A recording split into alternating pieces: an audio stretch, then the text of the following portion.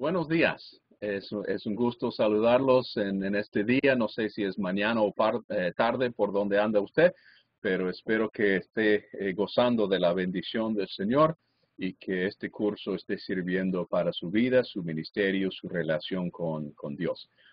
Hoy estamos en la clase número 6, Génesis capítulo 3. Entonces les invito a que abran sus Biblias o abran sus los programas para que puedan seguir con nosotros aquí en la clase, y vamos a ver qué encontramos en capítulo 3 de Génesis. En capítulo 3 vemos ahora un cambio drástico entre la relación de Dios con la humanidad.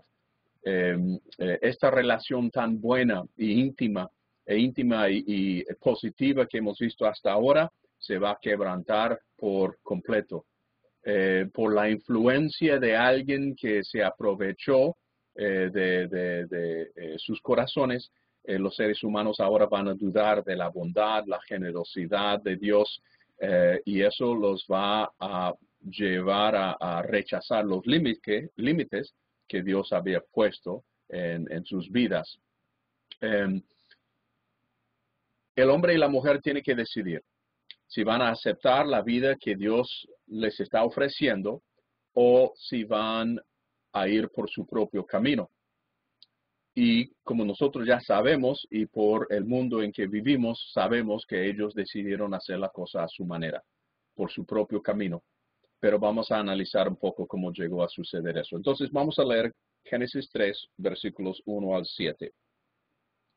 La serpiente era más astuta que todos los animales del campo que Dios el Señor había hecho, así que le preguntó a la mujer: ¿es verdad que Dios les dijo que no comiera de ningún árbol del jardín?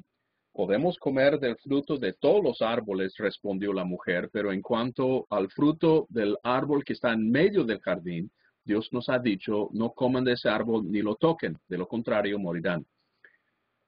Pero la serpiente le dijo a la mujer: no es cierto, no van a morir. Dios sabe muy bien que cuando coman de ese árbol se les abrirán los ojos y llegarán a ser como Dios, conocedores del bien y del mal. La mujer vio que el fruto del árbol era bueno para comer y tenía buen aspecto y era deseable para adquirir sabiduría, así que tomó de su fruto y comió. Luego le dio a su esposo y también él comió. En ese momento se les abrieron los ojos y tomaron conciencia de su desnudez, y por eso, para cubrirse, entretejieron hojas de higuera. Muy bien. Volviendo al versículo 1, dice que la serpiente era más astuta. En otros textos del Antiguo Testamento, la palabra astuta se usa con un sentido positivo. Puede significar sabiduría, habilidad, algo positivo. La tentación que Satanás está ofreciéndoles es de ser sabio sin tener que pasar por Dios. Pueden llegar a tener el conocimiento y ser sabio al comer ese fruto, y eso lo puede hacer por su propio camino y no por Dios. La serpiente era una criatura que Dios había hecho. Eso se aclara bien. La serpiente la hizo Dios. Y ahora lo que vemos es que un ser creado rebela contra el Creador. Y ese ser creado que está en rebelión contra el Señor lleva a otros seres creados también a seguirlo en esta rebeldía. Entonces vemos las cosas se están dando vuelta ahora. Es interesante que la serpiente se acercó a la mujer, porque según el texto en Génesis 2 que leímos, y vamos a ver esto ahora, la serpiente se acerca a la persona que recibió el mandamiento de cuál árbol no comer y de cuáles podían comer. Ella lo recibió de segunda mano. Dios le había dado en Génesis 2, 15 al 17, el mandamiento de no comer de ese fruto y de ese árbol y comer de todo lo demás. Le dio al hombre, al varón, antes que la mujer fue creada. La mujer fue creada después, en los versículos siguientes, después 17. Entonces, tenemos algo interesante. La serpiente usa término plural. Eh, es verdad que Dios les dijo. O sea, Él está hablando a los dos. Y nos da la idea de que el hombre estaba presente con la mujer durante esta conversación. A lo mejor no estaba ahí mismo, pero estaba ahí nomás, estaba escuchando. Y tenemos algunas traducciones que intentan captar esta presencia del varón con la mujer en este momento. En varias Biblias, por ejemplo, en la Biblia de las Américas, dice, tomó de su fruto y comió la mujer. Y dio también a su marido que estaba con ella, y él comió. Y es la traducción que estamos viendo en en la Biblia de las Américas, la nueva Biblia latinoamericana de hoy. También lo vemos en la nueva traducción viviente, lo vemos en la palabra de Dios para todo. Déjeme decirle, de hecho, que esa traducción, palabra de Dios para todos, es una traducción hecha dentro de nuestra hermandad de las iglesias de Cristo. Y es una traducción muy buena porque intenta captar el sentido del texto y transmitirlo al lenguaje de hoy. Sin ir demasiado lejos del tema de hoy, por ejemplo, la palabra dice, por ejemplo, en el Nuevo Testamento que la iglesia se reunía y tomaba la cena del Señor en el primer día de la semana. Bueno, por muchos años, el primer día de la semana se reconocía como el domingo. Hoy, especialmente entre los círculos de negocio, hasta mi agenda, donde yo anoto mis citas y todo eso, el primer día de la semana es lunes. Entonces, para mucha gente, el primer día de la semana es lunes y el domingo es el último día de la semana. Entonces, en vez de permitir esta confusión en el día de hoy, cuando en el texto hebreo dice el primer día de la semana, la palabra de Dios para todos dice domingo. Y ahí está entonces como que aclara la ambigüedad y no hay manera de malinterpretar lo que está diciendo. Bueno, volviendo al tema, también la Reina Valera contemporánea y la traducción en lenguaje actual también reconoce o pone en su traducción de que la mujer estaba presente con el hombre. Entonces la serpiente hace la pregunta que crea duda acerca de la bondad y generosidad de Dios. Es como, ya que Dios es tan tacaño y no es generoso, es celoso, ¿por qué hay que obedecerlo? Una manera que utiliza, estrategia que usa Satanás para hacerlo, él siempre usa la palabra Elohim para Dios. Recuerda que Elohim es la palabra general, es la palabra universal para Dios, puede referirse al Dios verdadero, tanto como un Dios pagano, y no utiliza la palabra Jehová cuando se está refiriendo a Dios. Y también da vuelta a las palabras. Mire en este cuadro, a lo mejor no van a poder leer toda la letra aquí en la pantalla, pueden leerlo en su Biblia y también pueden leerlo más adelante en las notas que acompañan este video. Pero la palabra del Señor la vemos en 2, 1, 16 al 17. Déjame anotar algo aquí que veo.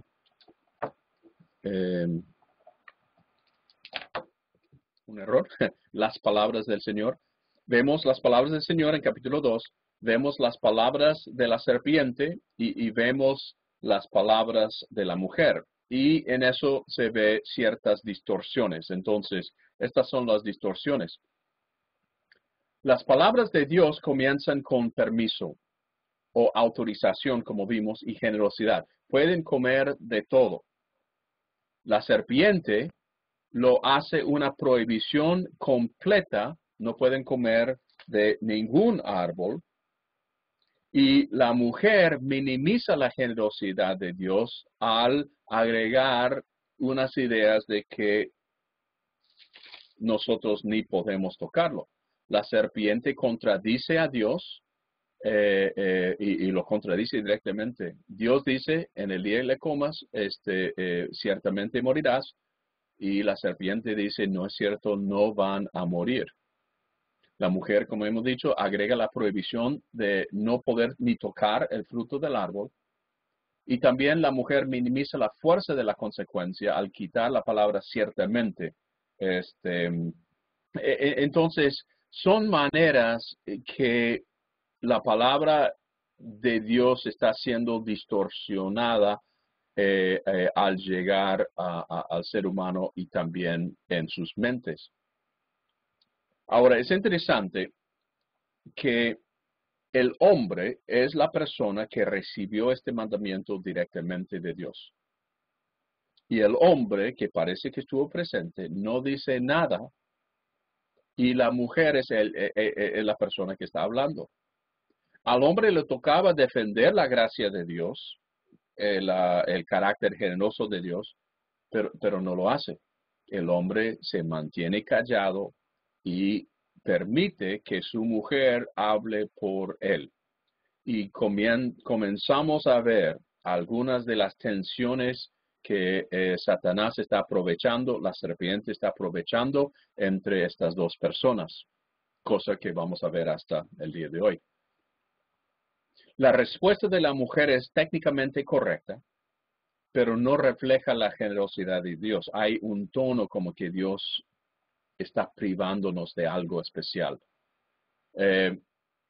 Y tampoco sabemos, yo he escuchado muchos sermones en que atacan o culpan a la mujer por haber cambiado el mandamiento de Dios. Lo que no sabemos, como ella no estuvo presente cuando Dios dio el mandamiento, y pueden verlo claramente en capítulo 2 de Génesis, lo que no sabemos si es el hombre que cambió la palabra de Dios cuando se la transmitió a la mujer o fue la mujer misma. No sabemos quién fue la persona porque Dios le dio el mandamiento al hombre y él la transmitió a la mujer. Pero posiblemente él en su transmisión ya cambió la palabra y lo que ella está haciendo aquí en capítulo 3 es simplemente repitiendo lo que ha escuchado. No sabemos con certeza. Siguiendo el ejemplo de la mujer también, de la serpiente, la mujer también llama a Dios por Elohim en vez de Jehová. Y noten esto, al perder de vista la bondad, generosidad y el amor de Dios, ahora Dios se convierte en un ser remoto, lejos, impersonal y frío.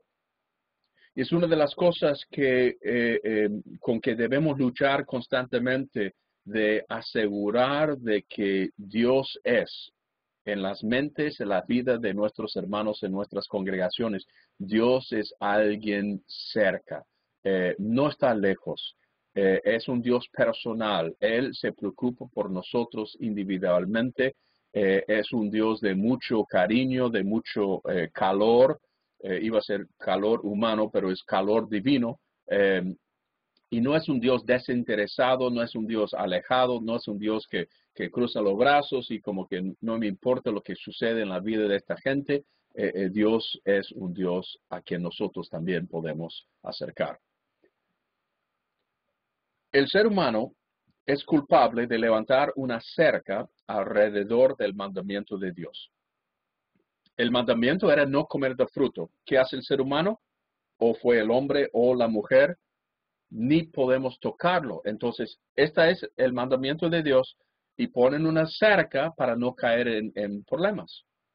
Para evitar caer en tentación, en muchos casos se agregan restricciones más estrictas que el mandamiento mismo. Por ejemplo, para no emborracharse, algunos prohíben tomar el alcohol completamente en todo sentido. El mandamiento jamás dice que no se puede tomar alcohol.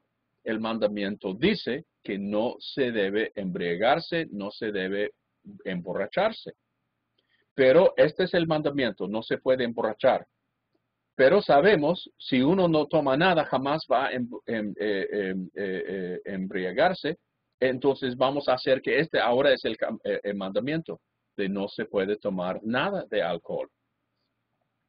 Conozco personas aquí en este país, no sé si en su país de origen, que por esta manera de levantar la cerca, ellos creen que está mal tomar cualquier medicamento, jarabe para tos, para resfrío,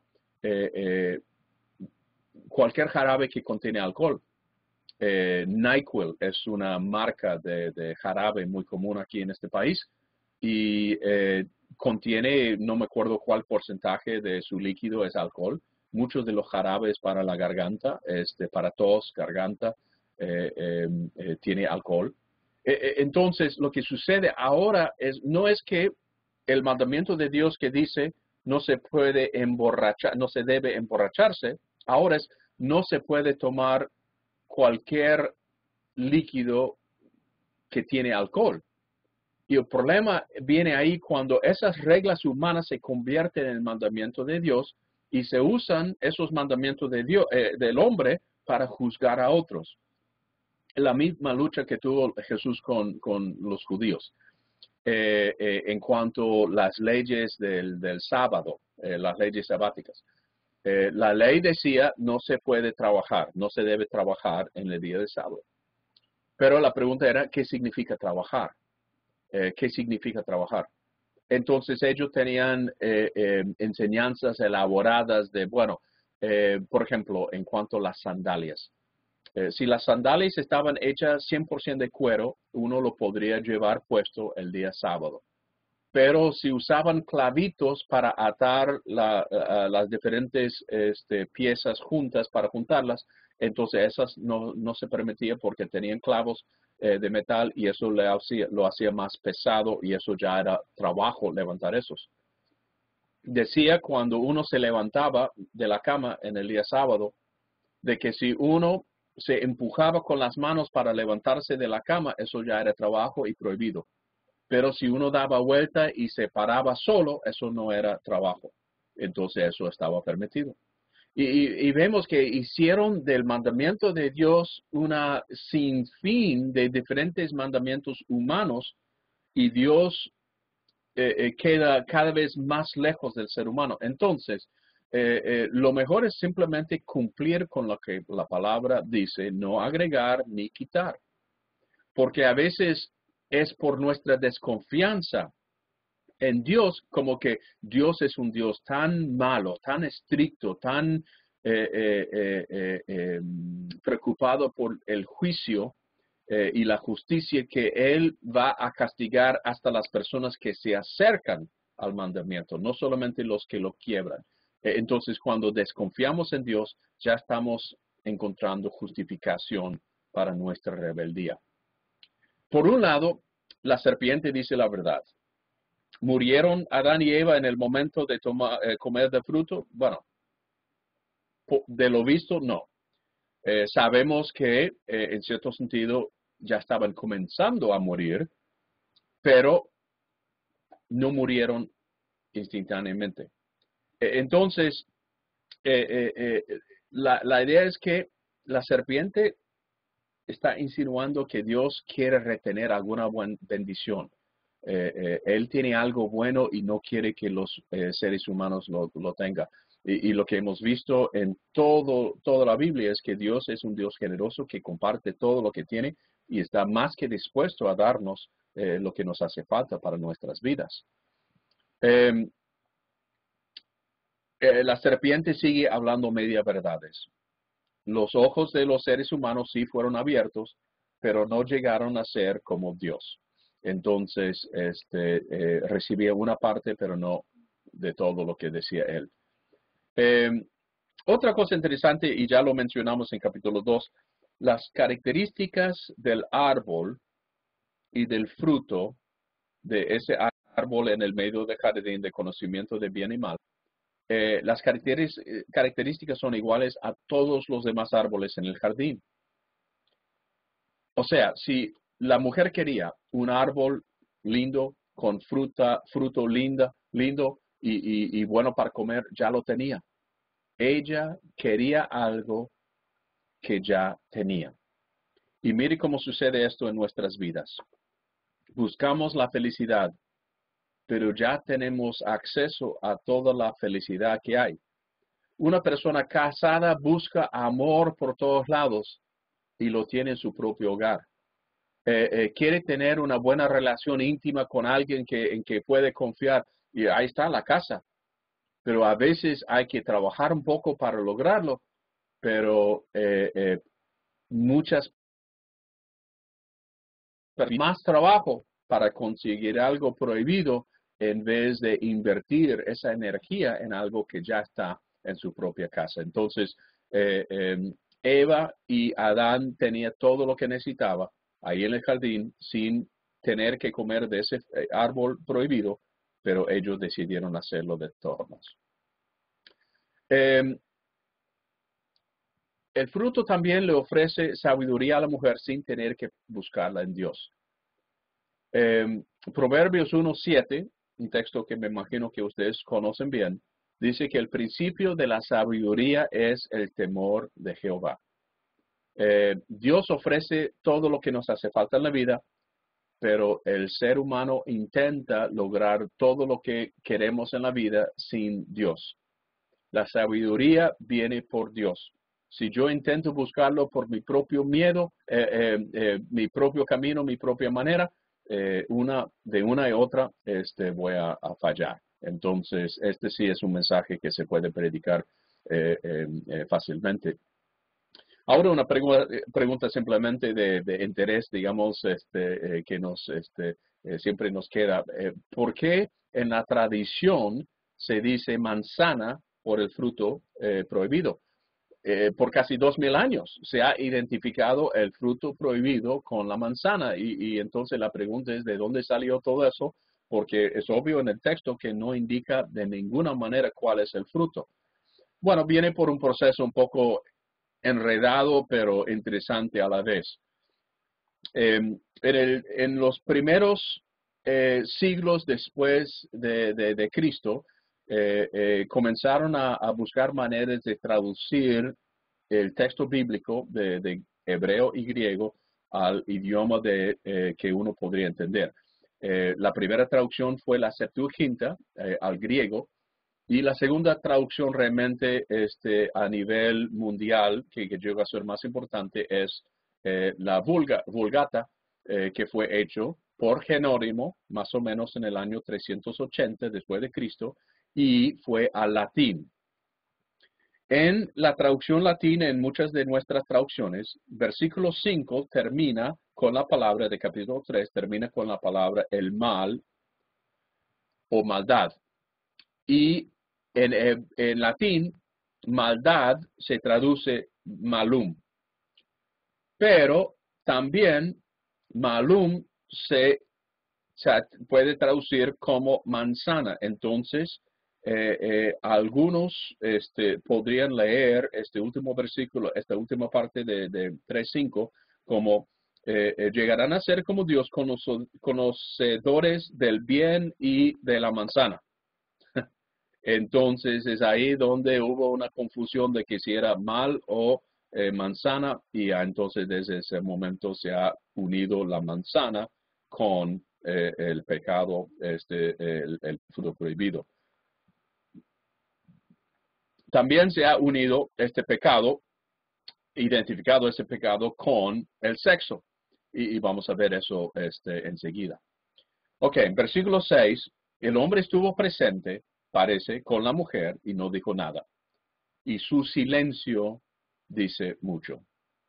Y es interesante que ya vemos el comienzo del patrón de la tendencia de las mujeres de hablar más y los hombres de hablar menos.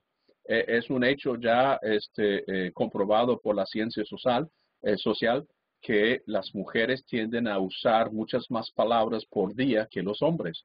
No es una crítica, simplemente es una observación, pero vemos aquí. Pero lo que sí vemos es cuando los hombres no hablan. Cuando una persona hace algo, obviamente es pecado. Eso se llama los pecados de comisión, cuando yo hago algo que no debo. Pero a veces caemos en la trampa de pensar, si no hago mal a nadie y no hago nada, entonces eso está bien. Santiago también dice, para el que sabe hacer el bien y no lo hace, para él es pecado. Y eso lo llamamos los pecados de omisión.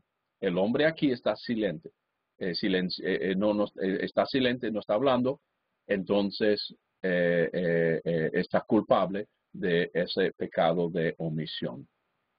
Ya no son inocentes, han comido y ya no son inocentes.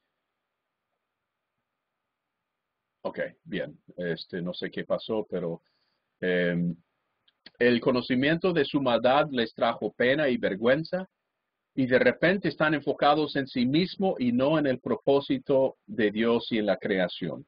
Se dan cuenta que están desnudos y comienzan a mirar para adentro. Y una de las características más grandes del pecado es que el pecado enfoca para adentro y no para afuera. En vez de mirar arriba para Dios o afuera para el ser humano, uno comienza a mirar y pensar en sí mismo. Y ese es ya el comienzo de grandes problemas. Ya en la próxima sección de Génesis, capítulo 3, vemos las diferentes consecuencias del pecado. Una de las primeras consecuencias es evitar aceptar la responsabilidad por los pecados, y entonces Dios va anunciando el castigo para cada uno de estos tres que estaba que desobedecieron. El resultado básico del pecado y del castigo es la distorsión de todas las relaciones entre Dios y la creación. Hay una distorsión de la relación entre Dios y nosotros. Hay una distorsión de la relación entre las personas el uno con el otro, el ser humano a nivel horizontal, pero también hay una distorsión de la relación entre las personas y los animales y el mundo, la tierra, el medio ambiente. Entonces vamos a ver estas distorsiones.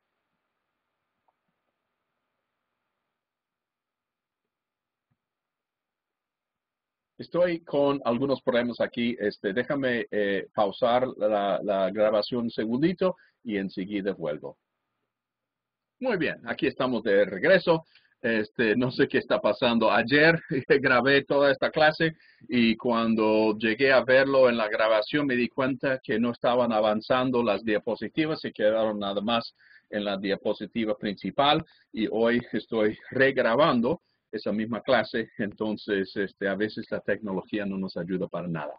Entonces, vamos a leer capítulo 3, versículos 8 en adelante, porque también es importante ver todas estas situaciones que vemos. Cuando el día comenzó a refrescar, oyeron el hombre y la mujer que Dios andaba recorriendo en el jardín. Entonces corrieron a esconderse entre los árboles para que Dios no los viera. Pero Dios el Señor llamó al hombre y le dijo, ¿dónde estás? El hombre contestó, escuché que andabas por el jardín y tuve miedo porque estoy desnudo, por eso me escondí. ¿Y quién te ha dicho que estás desnudo? Le preguntó Dios. ¿Acaso has comido del fruto del árbol que yo te prohibí comer? Él respondió, la mujer que tú me diste por compañera me dio de fruto y yo comí.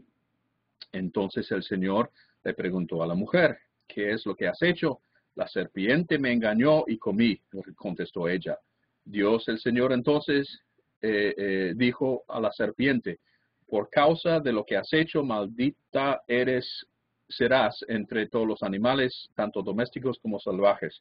Te arrastrarás sobre tu vientre y comerás polvo todos los días de tu vida. Pondré enemistad entre tú, la mujer, entre tu simiente y la de ella, y su simiente te aplastará la cabeza, pero tú le morderás el talón.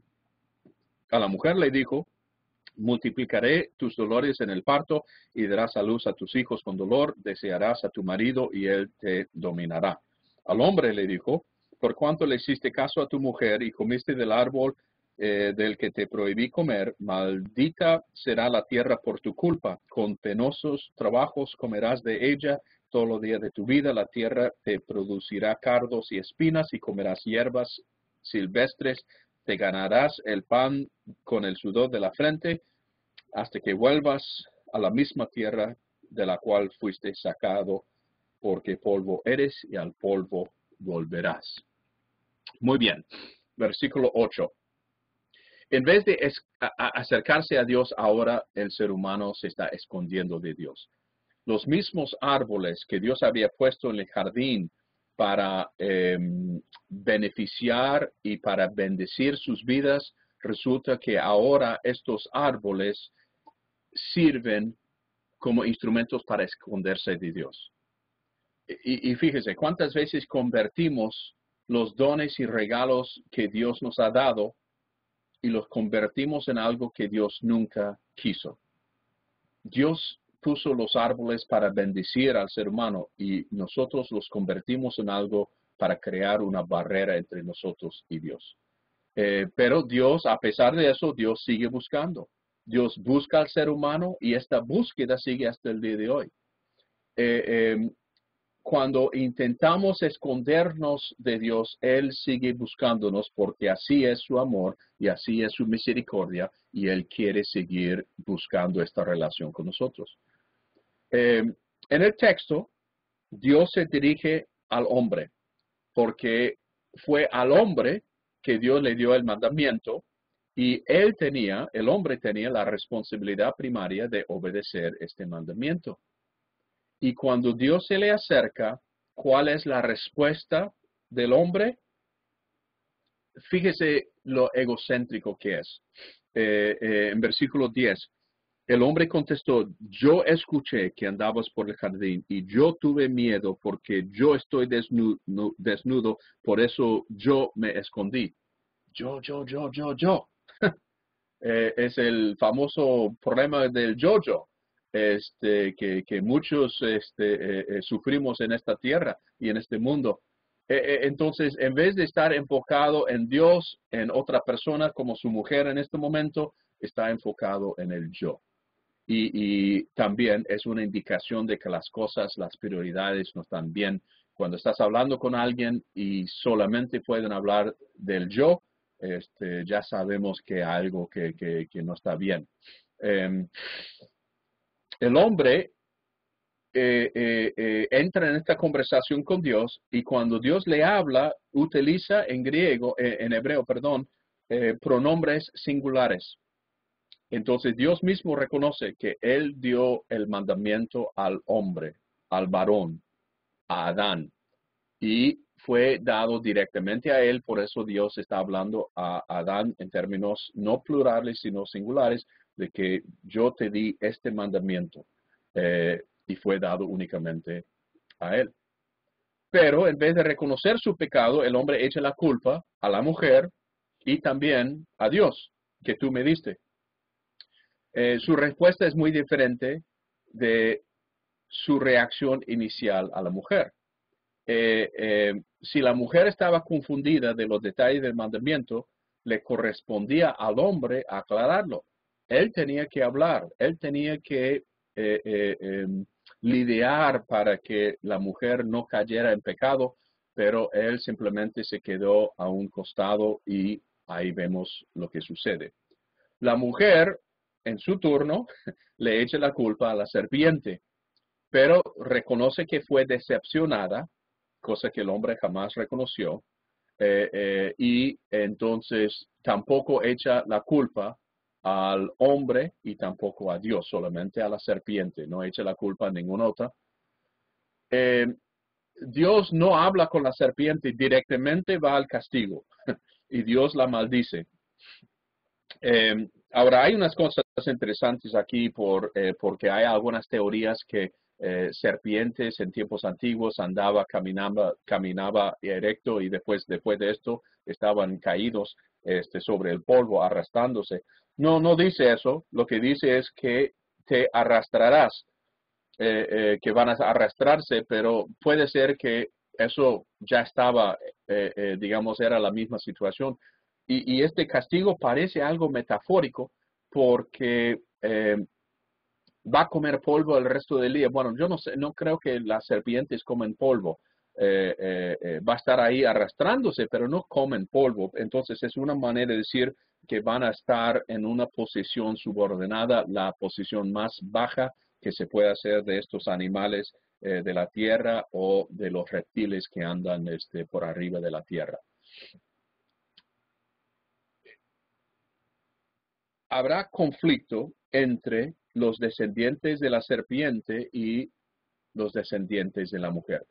Ambas descendencias se van a dañar, pero más la de la serpiente. Este texto es uno de dos textos que hablan de la simiente de una mujer. El otro texto es de Agar con su hijo Ismael, que es interesante porque ahí indica conflicto, ¿no? Cuando se menciona simiente en ambos casos hay la indicación de conflicto. Este texto 3.15 se ha llamado el protoevangelio, o sea, el primer anuncio de las buenas nuevas, el primer anuncio del Evangelio de Jesucristo. Es improbable que los primeros lectores lo hubiesen visto así. Recuerde que ellos están en el desierto, están saliendo de esclavitud y ahora está entrando en la tierra prometida después de un peregrinaje de 40 años. Es probable que ellos no estaban pensando en Jesucristo, ni en el Mesías, ni en algo más allá. Ellos hubiesen pensado en el conflicto entre los seres humanos y los animales y la dificultad que tenía en llevar su vida. Entonces, creo que este texto obviamente hace mención y nosotros reconocemos que está llegando a eso, pero este texto nunca se cita. Digamos, por ejemplo, nadie dice Moisés en su libro o en la ley de Moisés dice. Hay dos referencias en términos generales a este texto. Lucas 19 dice que Jesús le da autoridad a los discípulos, a los apóstoles, de pisotear serpientes, que es una referencia, digamos, a este texto. Y Romanos 16, el Dios de paz aplastará a Satanás bajo los pies de ustedes. Son referencias, pero no es una cita directa de este texto. Obviamente, desde nuestra perspectiva, vemos claramente que Jesús vence al maligno en el libro de Apocalipsis y vemos el cumplimiento de esta profecía. En versículo 16 llegamos al castigo de la mujer y el castigo a la mujer tiene dos partes. Primero, el proceso de cumplir con la función que Dios le dio a la mujer ahora se ha distorsionado y ahora va a ser muy doloroso. Dice que va a multiplicar los dolores, entonces eso nos da la impresión de que ya había dolores en el parto antes, pero no tan agudo, no tan fuerte. Y entonces, eso es la primera parte del castigo. La segunda parte es que ella va a desear a su marido y él le va a dominar a su esposa. ¿Qué significa deseo? El deseo de la mujer. Muchos lo han interpretado como el deseo sexual. La palabra deseo aparece 2 otras veces en el Antiguo Testamento, esta palabra aquí que se usa, en Génesis capítulo 4, en el relato de Caín, y también en Cantar de Cantares. En Cantares, obviamente, la referencia es algo sexual. En Génesis 4, nada que ver, no tiene nada que ver con una relación íntima. En Génesis 4, el deseo es el pecado deseando dominar y destruir a Caín. Entonces vemos una cierta similitud entre Génesis 3:16 y Génesis 4:7. Mira lo que son estos dos textos. 3:16 dice, tu deseo será para tu marido y él se enseñoreará de ti. En 4:7, con todo esto, a ti será tu deseo y tú te enseñorearás, perdón, de él. Entonces vemos que hay ciertas cosas similares. Y entonces vemos lo que es el deseo. La mujer va a desear dominar el hombre. pero va a perder la batalla para el control de la relación. La subordinación de la mujer es una de las consecuencias del pecado. Y vemos esa lucha desde la caída hasta el día de hoy entre las relaciones, en las relaciones entre los hombres y las mujeres. El deseo de dominar al hombre puede incluir medidas extremas para atraerlo y vencerlo. Ese juego un poco a veces letal o fatal de la mujer seduciendo al hombre para después entonces dominarlo por su cuerpo o dominarlo en esta manipulación, en este juego. Entonces, vemos que la mujer está constantemente intentando superar al hombre y vemos como el hombre a veces utiliza su fuerza de poder físico, también su autoridad para, para dominar a la mujer. También puede tener algo que ver con un deseo de ser independiente, pero al final de todo esto, lo que vemos es que son las relaciones entre los hombres y las mujeres en el resto de Génesis, en el resto de la Biblia y hasta el día de hoy son evidencia de esta batalla entre los dos. Ahora, es importante notar y destacar que el texto aquí está revelando lo que son las relaciones entre hombres y mujeres en un mundo caído después de Génesis 3. No fue así desde el principio. Cuando estuvimos mirando Génesis 1 y especialmente capítulo 2, no vemos esa misma idea de esa lucha, de ese deseo de dominar, y entonces no es lo normal, es resultado y consecuencia del pecado. Esta lucha de la mujer y el hombre es consecuencia del pecado.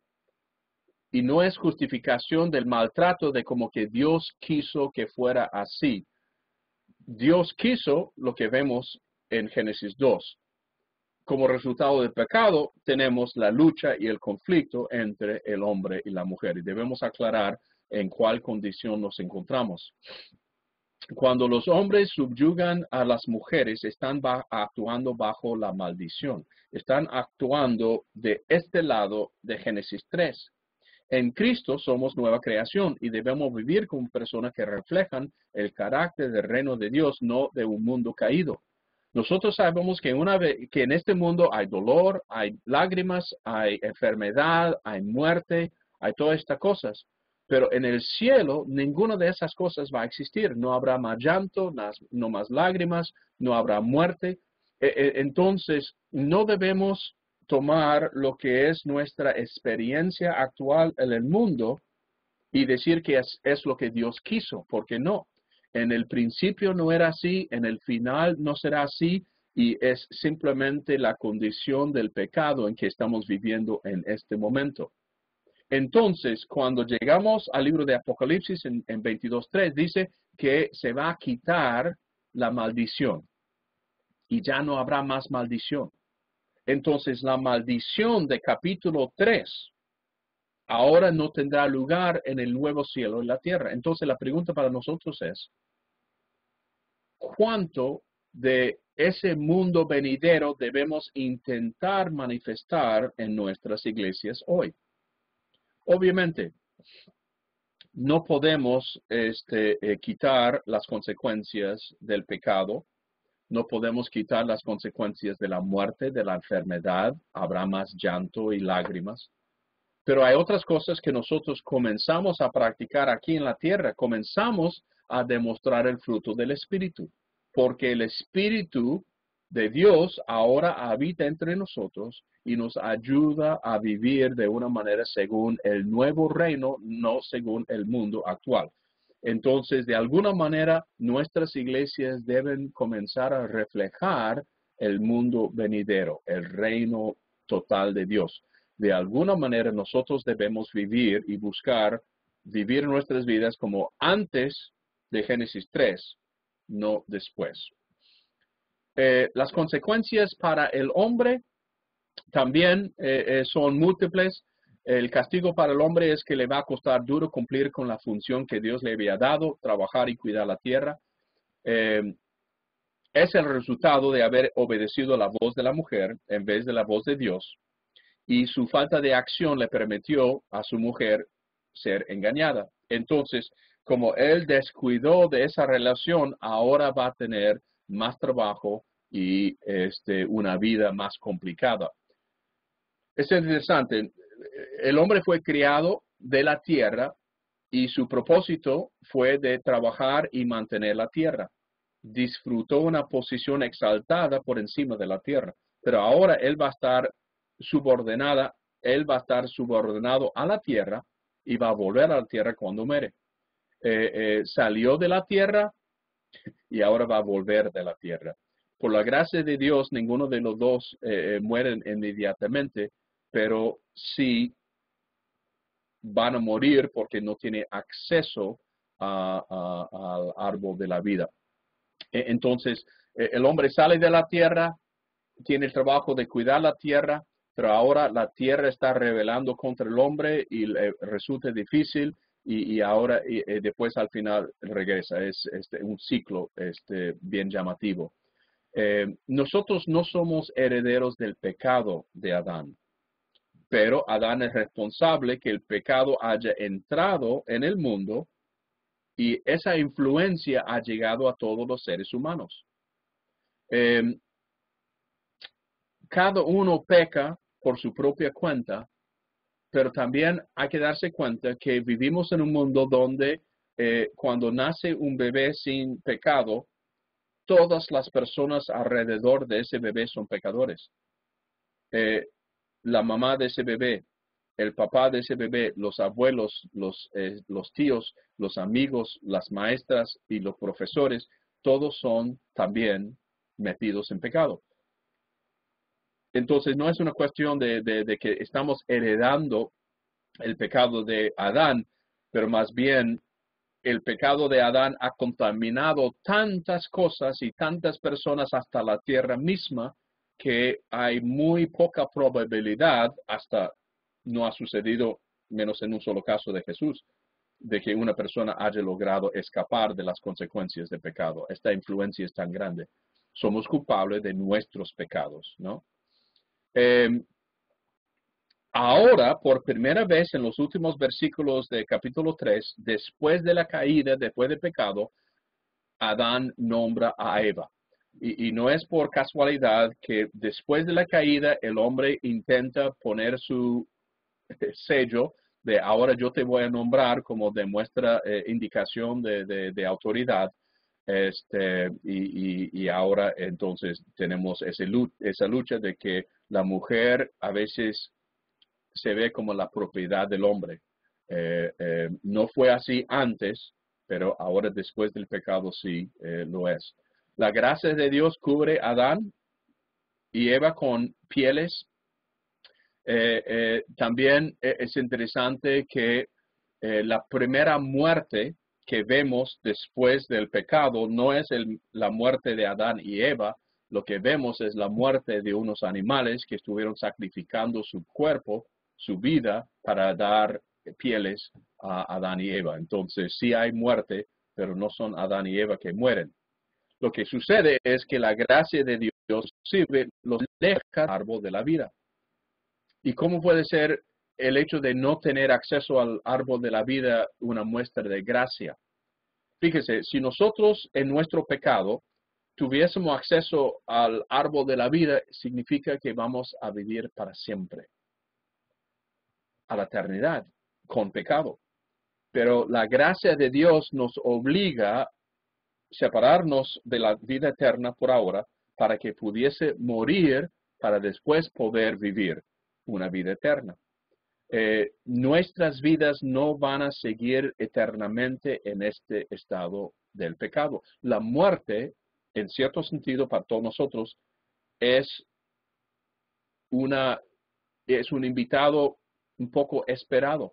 Yo estoy ansioso de llegar a ese momento. Para mí, vivir es Cristo, pero morir es ganancia, porque la muerte me abre la oportunidad de estar con Jesús. Entonces, la muerte llega como bendición de librarnos de este castigo que estamos disfrutando aquí, estamos experimentando aquí en esta tierra. Entonces, es importante que lo vemos así. Terminamos la clase con otro ejemplo de la relación del jardín con el tabernáculo. La entrada del tabernáculo era desde el oriente y los querubines guardaban el camino a la presencia directa de Dios. Ahora lo que vemos es que los querubines están prohibiendo y guardando el acceso al árbol de la vida. Entonces vemos de nuevo la presencia de los querubines es una indicación y es un recuerdo del tabernáculo. Aquí también menciona de que el acceso es al este y son todas indicaciones y pistas que estamos hablando de algo muy, muy entretejido y muy relacionado una cosa con la otra. Muy bien, la próxima clase, antes de la próxima clase tiene que hacerse la segunda hoja de lectura.